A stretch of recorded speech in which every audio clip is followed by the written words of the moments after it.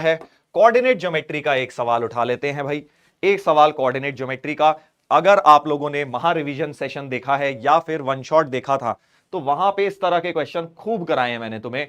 Ellipse passing through focus of the hyperbola, ellipse और hyperbola का mixture, ellipse पास कर रहा है हाइपरबोला के फोकस से।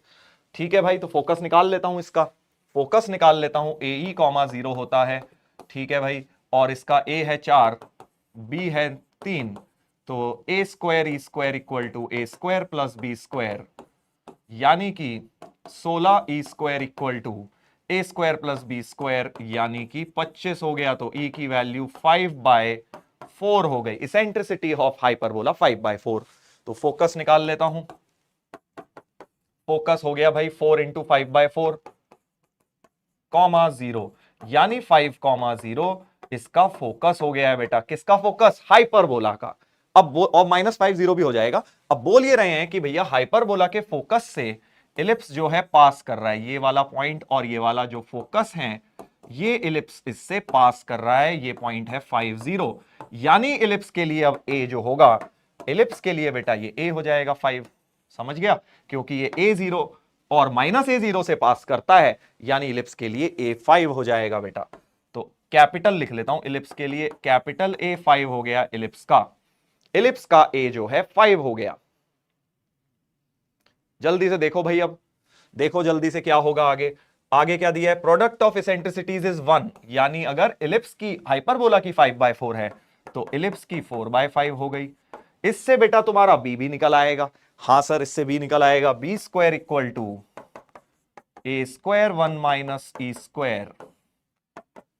तो 25 1 माइनस 16/25, यानी 25 into 9/25।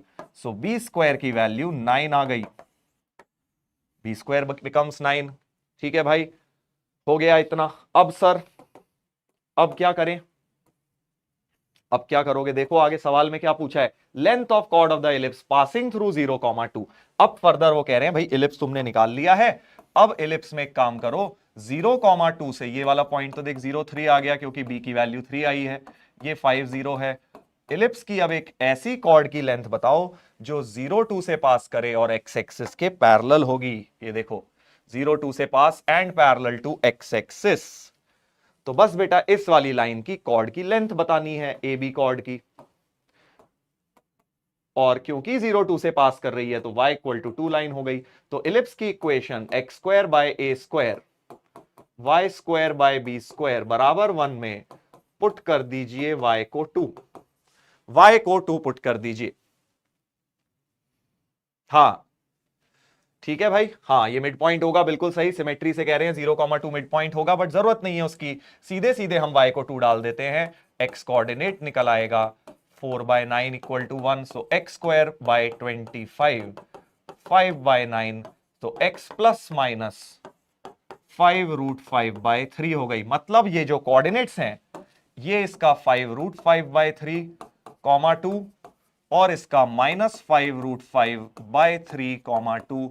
So length of AB clearly double of 5√5/3 हो जाएगी, ये वाले का डबल हो गया बेसिकली। तो 10√5/3 कोई ऑप्शन होना चाहिए भाई साहब, देख ले। देख लेते हैं, देखिए भाई 10√5/3 भाई दिख तो रहा है, सी ऑप्शन आ गया आंसर बेटा। हाँ तो भाई ये क्वेश्चन अगर तुझे लग रहा है कि यार टफ कैटेगरी का है, तो ये टफ नहीं है। अगर तुमने बेसिक वन शॉट या बेसिक सिर्फ पीवाईक्यूज भी कर लिए थे, 5-10 सवाल भी अगर तुमने लगाए होते इलिप्स हाइपरबोला के, तो उनमें से ये सवाल है। आप चाहे तो बिल्कुल सिमिलर क्वेश्चन देख लीजिए, वन शॉट में महा रिवीजन में मैंने करवाया हुआ है। प्रोडक्ट ऑफ इसेंट्रिसिटीज 1, बिल्कुल सिमिलर क्वेश्चन, बिल्कुल सिमिलर क्वेश्चन।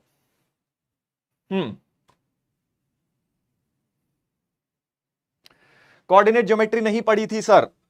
बेटा देखो मैं तुम्हें एक चीज सजेस्ट करूंगा, जिनका पेपर अभी आ रहा है, कोई भी चैप्टर ऐसे 0 बना के मत जाओ, ठीक है, कि कोई आएगा उसे देखते ही छोड़ दूंगा। बेसिक तो पढ़ लो यार, एनसीईआरटी से, अगर तुमने बेसिक एनसीईआरटी लेवल की चीज है, एनसीईआरटी से के में फॉर्मूले हैं ये सारे, अगर उतना भी कर लोगे तो भी चांसेस हैं कि तुम्हें इजी क्वेश्चन को क्रैक कर लोगे।